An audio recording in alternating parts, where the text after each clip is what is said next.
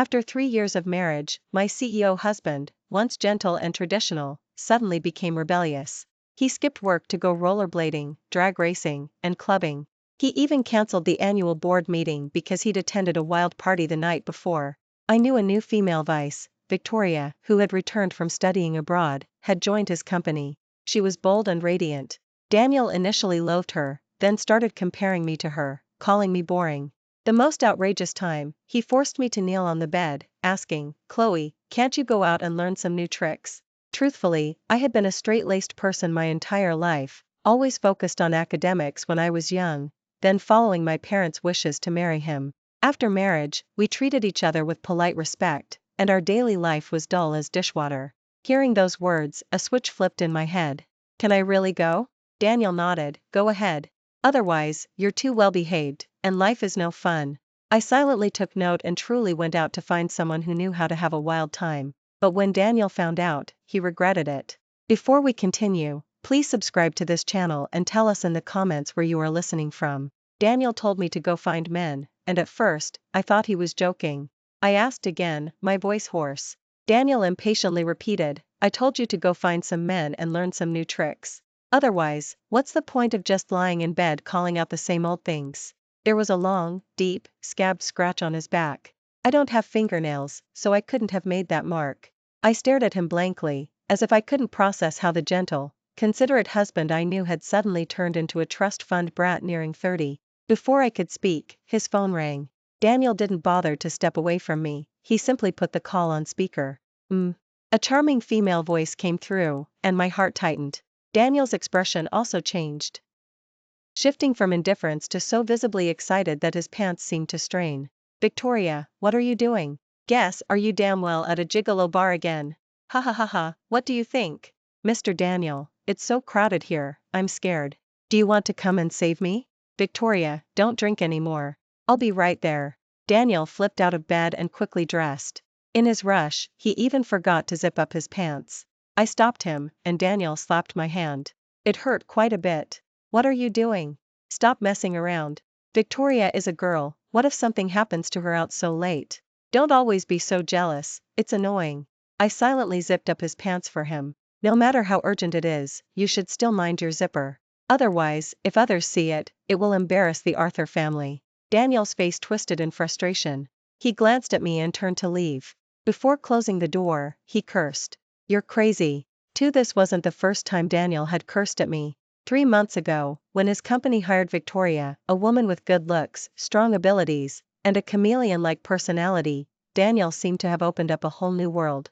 Initially, he would just complain about Victoria at the dinner table, saying she didn't follow the rules and always caused him trouble. Then he started talking about how capable she was, able to close deals with even the most difficult clients and even befriend them. Finally, he became a total fanboy, staying out every night, following Victoria, and exploring the wild side of life. Like me, Daniel had been restricted by his parents since childhood, his true nature had been suppressed for 28 years.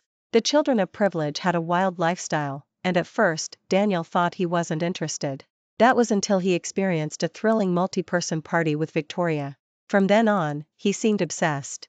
In informal settings, he started chasing trends, and his words and actions became increasingly unconventional and rebellious. I once mentioned this to Margaret, who lived in the family estate. Margaret said, "Daniel has worked hard for so many years to inherit the family business, just let him have his fun. He'll come home once he gets tired of it. Anyway, you are the only daughter-in-law I acknowledge for the Arthur family, so don't worry. You should hurry up and have a child, the majority of the family assets won't go anywhere, and your position as the legal wife will be secure." I hesitated to speak, then hesitated again. I went to my mom to talk about it and heard the exact same words. My mind isn't exactly brilliant, otherwise, I wouldn't have been used as a pawn in an arranged marriage, a stepping stone for my brother Leo's business. But when my own husband was with another woman, I could feel it, my heart hurt terribly. That night, when I came home, I sat on the sofa and cried. Daniel returned after drinking, saw me, and pulled a displeased face. "Why are you crying so late at night? Isn't it bad luck? Look at yourself, messy and disheveled. Where's your femininity?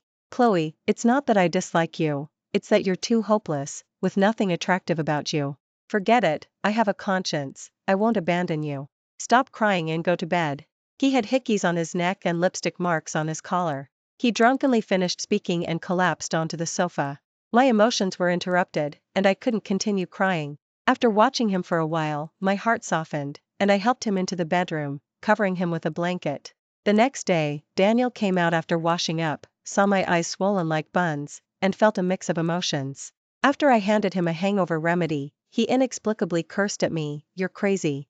I sat there all night, deep in thought, and finally, my not-so-sharp mind came up with a conclusion. When returned, I scurried over to him. "Daniel." I agreed to go out and learn some new tricks. Daniel, who was taking off his cloth, paused and looked at me strangely. Suddenly, he smiled. "Oh, that's good." A sneer played on his lips, but I didn't care. I added, "When I'm getting a divorce." "Daniel, question mark. My moral compass won't allow me to cheat while married, so we'll get the divorce certificate first, without telling our parents, and privately each do our own thing. Once I've learned some new tricks, I'll come back to you." Daniel stared at me for a while, then picked up his phone to tell his secretary to prepare the agreement.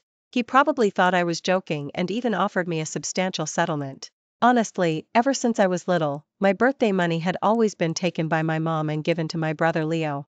Suddenly seeing a 7-figure settlement in my account, I couldn't help but smile. Daniel fiddled with his phone, a smirk playing on his lips. "Chloe, do you even know how to handle men? Do you want me to teach you a few tricks? There's such a good thing?" I quickly sat closer. "Oh, yes, please. They say men understand men best. Give me some advice." Daniel said, "Men are full of tricks and schemes. With your brain, if you just go out and find anyone, you could easily be swindled out of everything." I hummed in agreement.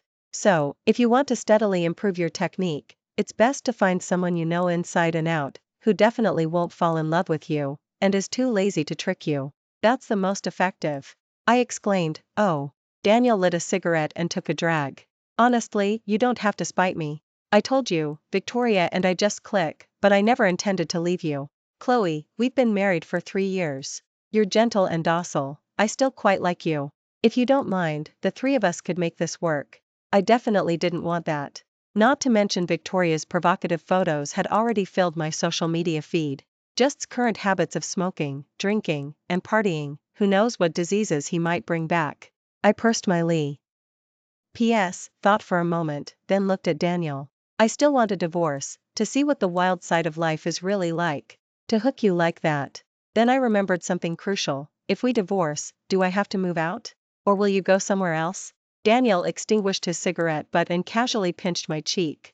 "Chloe, you're quite an actress, I almost believed you. It's up to you, really. Move out if you want, or stay here if you want. Since we're keeping it from our parents, this is still your home." For after the divorce proceedings began, Daniel stopped pretending entirely. He packed his bags and moved into Victoria's apartment, and Victoria, to flaunt it, sent me even more photos. Bedside photos, kissing photos, daily snapshots, like a backup album. Once I received the divorce certificate, I finally didn't have to tolerate it anymore. The first thing I did was block her. Then I sat on the sofa, contemplating how I should experience life. For the past 25 years, I was sent by my parents from home to school, from the Chloe family to the Arthur family. Every word, every action, every move I made was according to their wishes. After marriage, lacking initiative or great ambition, I stayed home as a kept woman, and whatever Daniel said, went. Suddenly finding myself free, I didn't know where to grow or what to do. I remembered Daniel's suggestion: find someone you know inside and out, who definitely won't fall in love with you, and is too lazy to trick you. I quietly opened my contacts. Most were classmates I didn't really keep in touch with, and most were living conventional lives. Suddenly, I saw a black profile picture. A thought flashed through my mind. That's right, how could I have forgotten him? Jax, the most rebellious school bully in my high school class, who smoked, fought, and had a terrible temper. His family was wealthy, and after graduation, he traveled and explored various countries. Now, it seemed he was in business. The only reason I knew him was purely because he got into a bad fight that day, passed out on the street, and I found him and called 911. When woke up, he insisted on transferring money to me. And so, we exchanged contact information. I opened his social media feed and saw that he had turned over a new leaf. He was now running the and looking quite the boss. After a long hesitation, I sent him a text message, thinking I might ask him to set me up with someone. Hello, do you still remember me? Soon, Jax replied. I remember, Chloe. Ah, he actually remembered. What should I say next? Before I could type, a few more messages came through. What's wrong? Something up? Tell me, I can help. Never mind, I'll just come to you. Where are you? Ah. Why was he typing so fast? I quickly sent him my location. Jax replied instantly, okay, I'll pick you up. 5 When arrived, he was dressed impeccably in a suit, driving a black SUV, composed and handsome. He saw me and walked towards me awkwardly. Hello, long time no see. He made me a little nervous too. Hello, actually, you don't have to go to so much trouble. I wasn't asking about anything serious, anyway.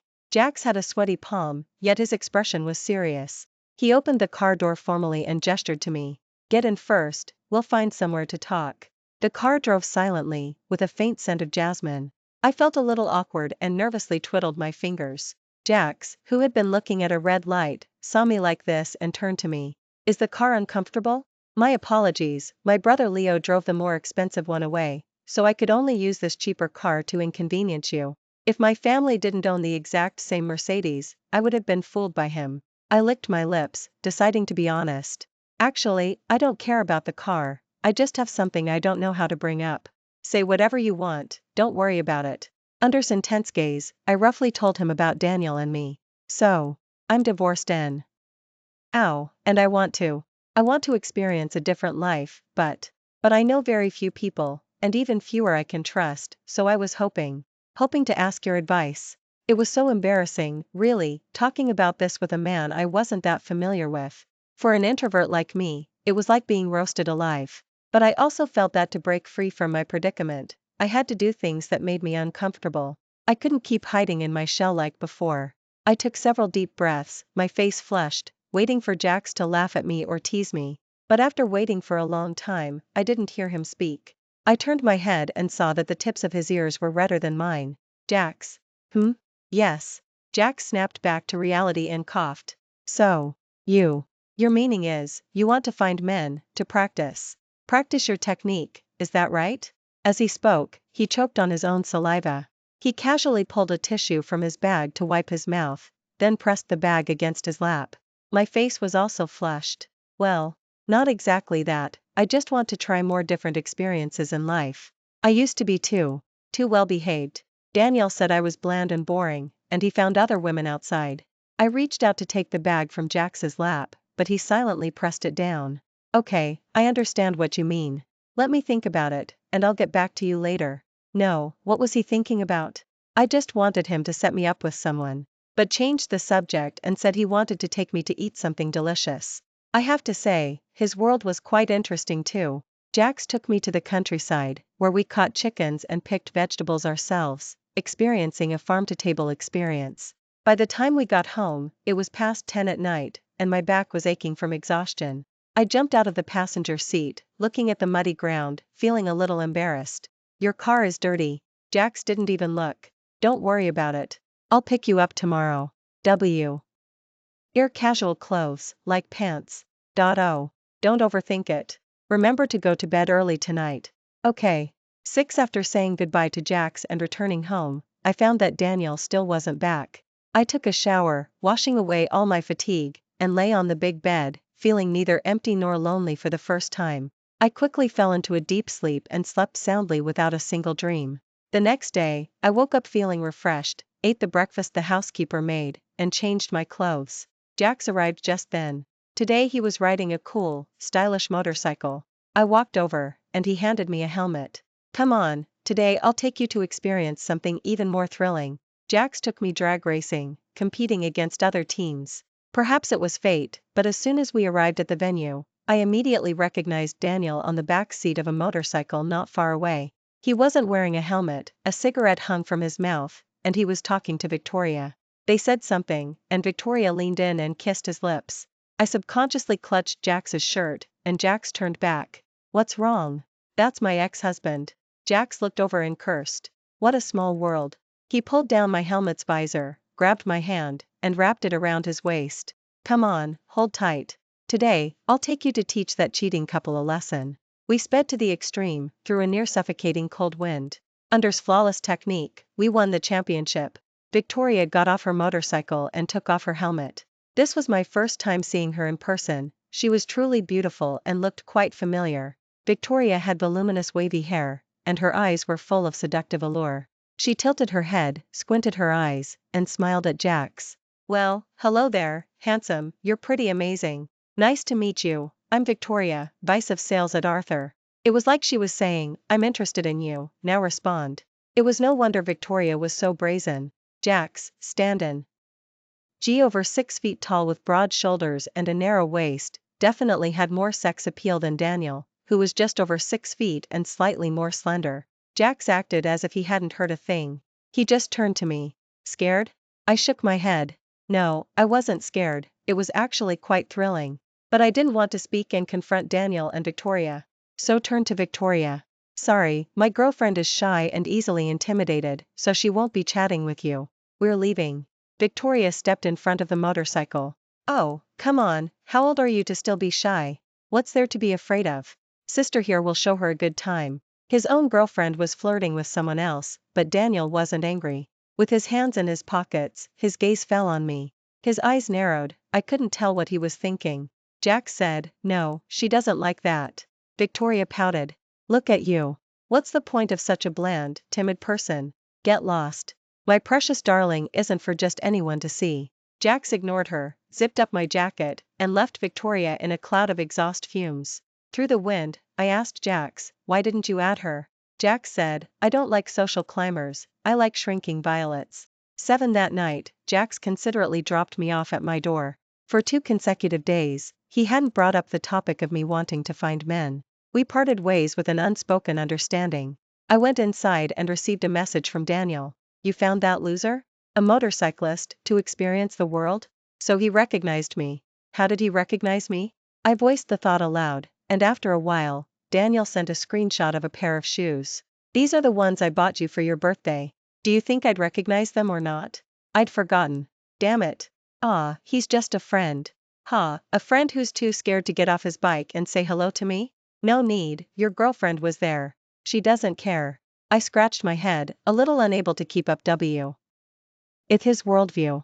His girlfriend flirts with someone else right in front of him, and he's not mad, but he cares about what new partner his ex-wife, finds? It made no sense. Too lazy to reply, I went into the bathroom to shower.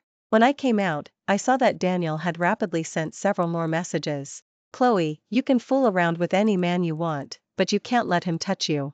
Otherwise, we're over. No kissing, no intimacy. Even when you go out, maintain social distance. If you get tainted, I'll be disgusted. I know you're upset that I have other women outside, but it's normal for men to want new experiences. Even my dad had a mistress when he was young, and so did yours. But whether it's the Chloe family or the Arthur family, the family business. So you should know what you can and cannot do. Originally, I didn't even have this idea. I just thought playing around with Jax was fun. But his rant, for once, rarely stirred my rebellious side. Rules, rules, always be sensible. So, all these so-called rules and being sensible are just for women, aren't they? I've been a goody two-shoes for 25 years, and now I choose to be rebellious. I sent Jax a text message, I want to sleep with you. It immediately showed typing. This changed back and forth about 10 times. Then the doorbell rang, followed by a message. Open the door. I almost ran to pull open the front door. Jax was still in his racing suit, his hair a little messy. His handsome profile was illuminated by the light, exuding a captivating allure. His eyes were so dark they seemed to burn, and his hot breath poured out, carrying a hoarse voice. Chloe, do you know what you're saying? I had never been looked at so intensely by anyone. Not even on my wedding day, when Daniel's gaze towards me was as calm as water. My breathing involuntarily quickened, and I swallowed. Yes. Are you willing? Jax leaned down and kissed me. You're damn right I am. 8 Jax held me with one arm, letting my legs wrap around his waist. We intertwined our bodies, making our way from the first floor to the second. Opening the bedroom door, our wedding photo with Daniel was still hanging by the bed. Jax snatched the photo down with one hand and smashed it to the ground with a loud bang. I didn't hear it, completely absorbed in the burning heat his hands ignited. I never imagined this kind of intimacy could be so thrilling. Daniel and I had been married for 3 years, and the number of times we were intimate could be counted on 2 hands. Each time was like going through the motions. I lay stiffly, and he kissed me wearily. Sometimes in the middle of it, we both lost interest, sighing resignedly and quietly giving up. So I didn't know I could make such a seductive and alluring sound. Jax was on me, making me cry out. The commotion was so loud I forgot the housekeeper was home. The next morning, Jax left. I lay covering the red marks all over my body in the bathroom, savoring the new experiences I'd unlocked yesterday. After showering, I came out to see a gloomy-faced Daniel sitting in the living room. The housekeeper stood timidly to the side, and Daniel was so furious his hair seemed to stand on end. He glared at me. "Chloe, you've really grown some guts, bringing a man home?" I scratched my head. Didn't you say I could?" Daniel fumed. "That was just polite talk. Oh. Oh? And then?" I said, "Then next time I'll take him to a hotel." Daniel screamed in rage, "You're not allowed to go." With a crash, the ashtray was violently smashed to the ground. Seeing that things were taking a turn, the housekeeper tried to call the family estate, but for the first time, I stopped her. "Evelyn, if you don't want to lose your job, I suggest you don't interfere right now. Please go outside and close the door. Mr. Daniel and I have something to discuss." Evelyn didn't listen. "But, Arthur," Margaret said. "Get out." I rarely got angry, so she dared not object. After the housekeeper left, Daniel still stood there, his face full of fury. I sighed. "Daniel, what are you making a fuss about? We're already divorced." Daniel's gaze shot over. "That was fake." "What's fake about a divorce? Once we got the certificate, we no longer have any relationship." He choked. "But, my parents and your parents won't agree." It was like talking to a brick wall, making me feel a bit weary. "Putting aside whether they agree or not, Daniel, what exactly are you angry about? You're the one who first had other women. You're the one who openly got involved with her. You're the one who called me boring and told me to find other men for practice. You're the one who agreed to get the divorce certificate. Now, why are you making a fuss?" Daniel was practically in a frenzy. "I didn't tell you to cheat on me." "Me? If me being with someone else truly bothers you that much, then I can move out." Actually, when we first got married, I had been somewhat smitten with Daniel. It was my first intimate relationship with a man, and no matter how bland it was, he left an impression on my heart. I had never been in love before, so I didn't know what it felt like to fall in love. I only knew that after becoming Daniel's wife, I would wait for him to come home from work every day, eat side by side with him, and chat about things around us. Our days were peaceful and warm, making me want to live like that forever. I never imagined he would openly seek out other women. Arranged marriages usually involve couples who treat each other with polite respect, and most could last until their 30s or 40s before things went wrong, or at least they would show their wives superficial respect. No one was like Daniel, who so blatantly humiliated me and expected me to just swallow the insult. Perhaps it was because I had always been too timid and well-behaved, making him think a goody two-shoes would never show anger. But actually, that day on the bed, when he forced me to kneel and called me rigid and boring, telling me to find other men outside. In that moment, something inside me seemed to crumble. The emotional blow from my closest partner shattered the beliefs I prided myself on, turning my meticulously planned first half of life into a joke. So now, his talk of rules, family, and social norms could no longer salvage my scattered beliefs. Like the former Daniel, I became infatuated with the thrill of being with Jax. I liked Jax's enduring stamina in bed. I liked the way his arms held me, effortlessly lifting me. I liked the way he kissed me, bit me, and was captivated by me. Once a person has seen dazzling fireworks, they can no longer be content with a dull, lifeless night. I didn't want to go back to a dull and uninteresting life. I packed my things, wanting to leave. But stopped me, his face growing even darker. "Your brother Leo's company just asked me for a $10 million order contract. If you don't want your family business to run into trouble, you'd better think carefully before making a decision."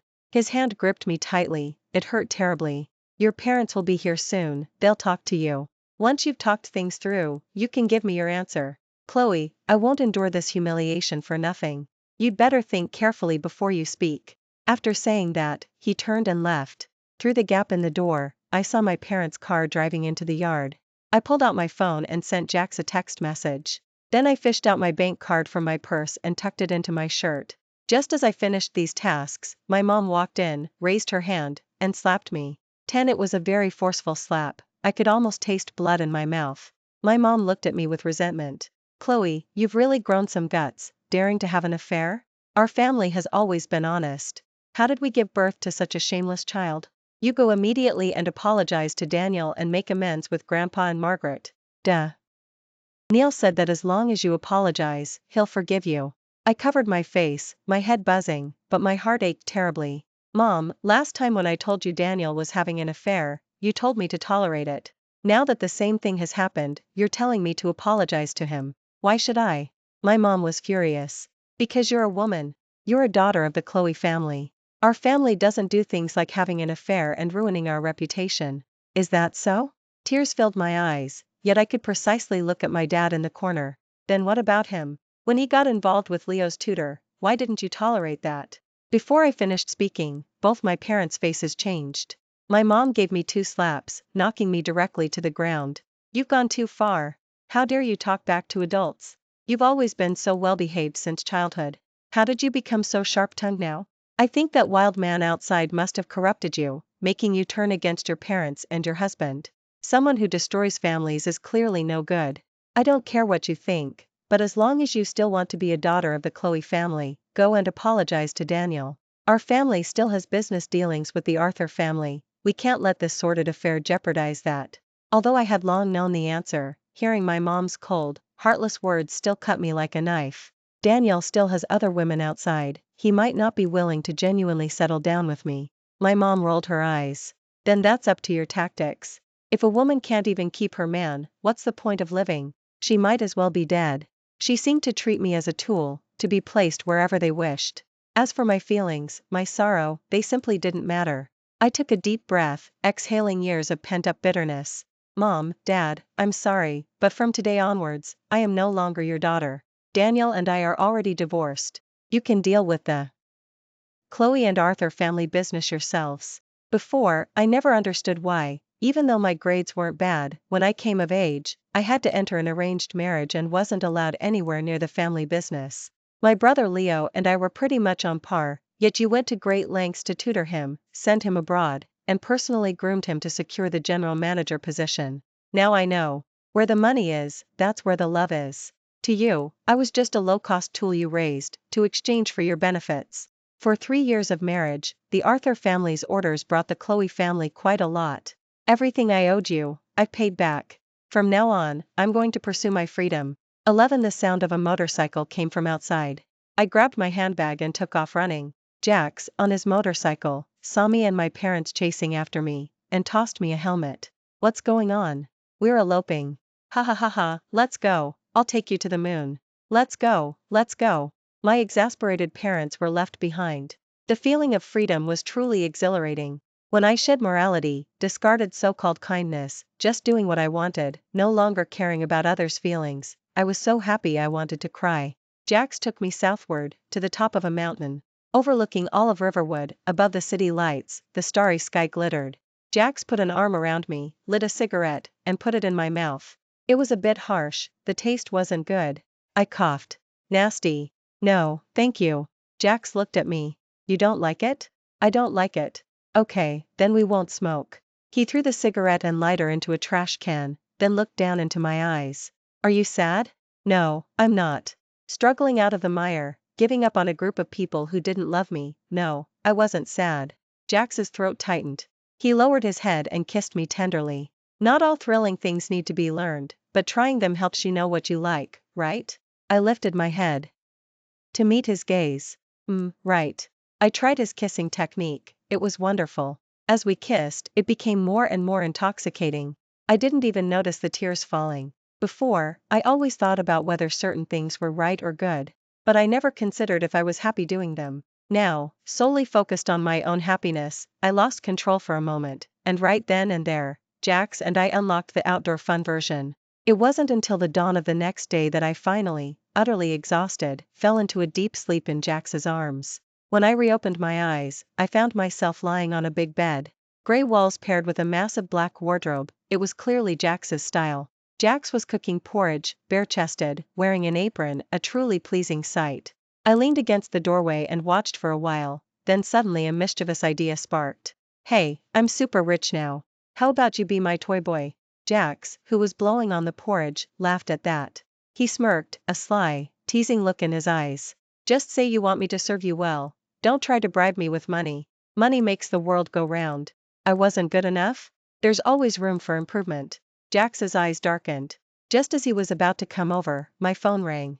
It was Victoria calling.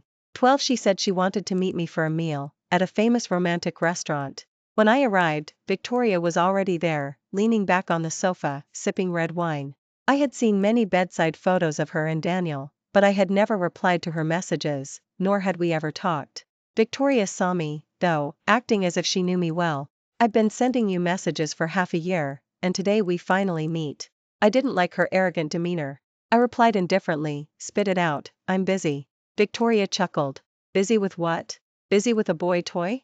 Honestly, Chloe, I never thought you'd have a day like this. She pulled out a cigarette, thought about lighting it, then remembered they were in a restaurant and put it down. There was a hint of annoyance in her tone. Do you know? Before, I used to really envy you. You probably don't remember who I am, do you? In high school, I could only continue my studies through your financial support. My family was forcing me to go back home and get married, but you arranged for the teacher to give me 3 years of tuition so I could continue going to school. Back then, I was so naive. I treated you like a benefactor, practically worshipping you. But throughout high school, you didn't even remember my face. Every time I came into your view, you ignored me and walked away. I started to feel resentful. Was it because I was poor that you couldn't even remember my face? So I started looking into your life, and the more I found out, the more jealous I became. Why did your life go so smoothly while mine was so miserable? I climbed my way up by any means necessary, selling my virginity to an older man just to study abroad. When I came back, I heard you were married, that you could become a wealthy socialite wife without having to do any work. Why? Why didn't that good fortune fall on me? I wouldn't accept it, it wasn't fair. Ha ha ha ha, luckily, heaven wasn't so blind after all. Your husband called you boring in my bed but called me darling. Ha ha ha ha, after all these years, I finally won against you once. But then you got divorced and immediately found an even more handsome man. Victoria's eyes were red from shouting, and her voice was hoarse as she glared at me. What right do you have to live a good life? Why can't I ever catch up to you? I just stared. Victoria looked familiar, but it never occurred to me that she was a struggling student I had casually sponsored years ago. Initially, I felt the resentment of the legal wife looking at the mistress, but her tearful outburst somehow filled me with a sense of bleak melancholy. I scratched my head, pondered for a long time, and finally said, maybe, this I.'s cunning simplicity? Victoria just stared. I looked at her and sighed, truly unable to understand her thought process. Just for such a petty idea, you, a foreign student, chose to become someone's mistress, and you constantly take intimate photos to show others? That's quite something. It's not that being a mistress is wrong, you should at least aim for something worthwhile. I'm already divorced. Instead of figuring out how to marry into the Hayes family, you come here and say such angry things to me. Anyone who didn't know would think you were in love with me. I mumbled my complaints, but Victoria's face completely changed. She shot up, stared at me for a moment, then turned and walked away. I told Jax about it when I got back, and he burst out laughing. He whispered as he kissed me, my baby is truly amazing, captivating both men and women. 13. I don't know if my words had an effect, but a few days later, I heard Victoria had resigned. She had a huge fight with Daniel, submitted her resignation, and left the city. Daniel didn't go after her. He holed up in his house for several days until Daniel's parents, unable to stand it, showed up and gave him a beating, forcing him to deal with business at the company. After that incident, Daniel reverted to being the predictable Mr. Daniel. The only difference was that he never stopped smoking and drinking. Daniel came to find me too. He wasn't as arrogant as he used to be, in fact, he was quite polite. Chloe, I want to remarry you. At that moment, I had just gotten a tattoo and was discussing with Jax about going to Iceland to see the northern during the holiday season. I paused, surprised. Remarry? Yes. After all this, I've understood that family harmony brings success. Only a stable family and a good marital relationship can lead to a smoother career and a more hopeful life. I was baffled. Whose life will be more hopeful? Daniel, mine. What does that have to do with me? He choked for a moment. We're a couple, and my money is your money. Oh, right, he certainly hadn't stinted on me in that regard. I shrugged. But I don't want to. I have millions now, with thousands in interest every month. I don't have many material desires, so I can't even spend all my money. I'll even have to start keeping a toy boy. Daniel was speechless. You. He. And actually, my luck seems pretty good, you know? Jax's family is also quite wealthy. I told him I'd support him, but he transfers his income to my account every month instead. I checked, and sometimes it's 7 figures. Daniel just stared. He's also taken me bungee jumping, seen mountains and seas, and chased the northern on road trips. He's also in great shape, dozens of times better than you, and amazing in bed, the kind that makes you lose control. Daniel just stared. He also keeps capybaras, leopards, and elk on his estate abroad. He said he'd take me to see them this winter, and he even wants his pets to recognize me as their mom. Daniel just stared. I tilted my head, looking at him. What about you? What can you give me? Daniel's throat was dry. All these things, I can give them to you. I grinned. Oh, I don't care for them. Daniel, you need an obedient, docile wife. I used to be that, and I was good at it. But you didn't like it. You wanted me to learn new tricks from others. I learned everything, in and out of the bedroom. But after having a tutor, I just can't look at you the same way anymore. You were right, the outside world is amazing. Before, I was locked away, unable to see even a glimmer of light. Now that I've tasted freedom, tasted life, I can never go back to being locked up at home, living like a hermit. So, I'm sorry, there's no way we can get back together. Daniel still didn't give up. What about Chloe's family business? Do whatever you want. The day you sent them to convince me, I already cut ties with them. I picked up my bag and saw Jax had arrived outside. He was in his car, he'd take me to watch the sunrise by the sea. I waved at Daniel, tied my jacket around my waist, and walked out in a tank top. My bold, radiant appearance drew countless eyes from the restaurant. That feeling was truly wonderful. 14 later, Sarah called me many times, pressuring me to come home. Her tone shifted from imperious at first to tearful begging later. I never responded, nor did I soften. When a docile person is pushed too far, they will devastate everyone without discrimination. Without the Hayes family's support, and with Leo's mediocre abilities, Chloe's family business declined rapidly and soon vanished from the scene. The family, however, fared pretty well. Daniel's earning potential was decent. A little over a year after our divorce, he married another seemingly docile girl. But I don't know if he was just too picky. This time he was utterly duped. The girl who seemed only interested in studying was actually dating guys like collecting notches on a belt. 3 months into their marriage, Daniel caught her cheating. Apparently, Daniel threw a huge tantrum then. But the girl retorted, "Didn't you yourself go out looking for other women back then? You even told your ex-wife to go out and learn new tricks. Now I perfectly meet your requirements. I have lots of tricks and plenty of experience. You should be enjoying it, shouldn't you?" The girl argued right in front of Daniel's parents and Daniel, infuriating Grandpa so much that he was rushed to the hospital. That day, Daniel's mother slapped Daniel for the first time. "A perfectly good family, shattered by you. Look at the mess you've made." These updates were secretly passed to me by Sophia. She was the only one in Daniel's family who ever stood up for me. The message was followed by a smug emoji. I sent the girl a cash gift and told her she didn't need to tell me about such things anymore. For over a year, Jax took me all over the world. During that time, he confessed, blushing, that he had waited for me for a long time.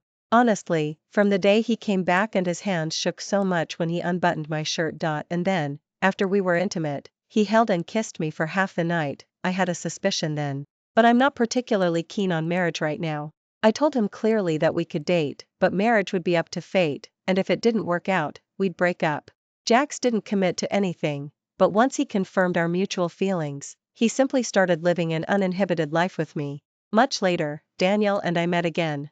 By then, my travel account had over 1 million followers, and some domestic attractions had invited me to film vlogs. As and I waited for our car after landing, I overheard someone talking nearby. Daniel had a young-looking girl on his arm. She held up her phone and said to him, "I'm so envious of this blogger. Skydiving, bungee jumping, she dares to try everything, so brave." Daniel had merely glanced at first, but when he saw the woman in the video, his entire body stiffened. After a long moment, he said in a hoarse voice, "Yes, she is very brave." The girl playfully glared at him. "I don't dare do any of that. My parents are afraid I'll get hurt and never let me do anything dangerous. This streamer even looks a bit like me. Maybe sometime, you could try it with me, okay?" Daniel took a breath, stroking her head. "No, sweetheart. You're perfect just the way you are. I like you very much." He comforted the person in his arms, and then, as if remembering something, turned his head to sigh. Just then, I looked up, and our eyes met. Daniel stared at me blankly, looking as if he wanted to speak but couldn't. Just then, our car arrived. Jax loaded the luggage, then leaned over and gave me a loud kiss. Sweetheart, after this shoot, let's go back and see our parents. They miss you terribly. I averted my gaze and stroked the man beside me, who resembled a large, loyal dog. Okay, I'll do as you say. We'll go home after the shoot. Oh yeah. Let's go. Let's go. The car window slowly closed, cutting off Daniel's view. In the rearview mirror, Jax pulled me into his arms. The distance grew, until he was completely gone. Thanks for tuning into today's story. If you enjoyed this video, please like and share it with your friends. We look forward to hearing your thoughts in the comments section. Feel free to share your perspectives, and don't forget to subscribe to our channel for more exciting stories. See you next time.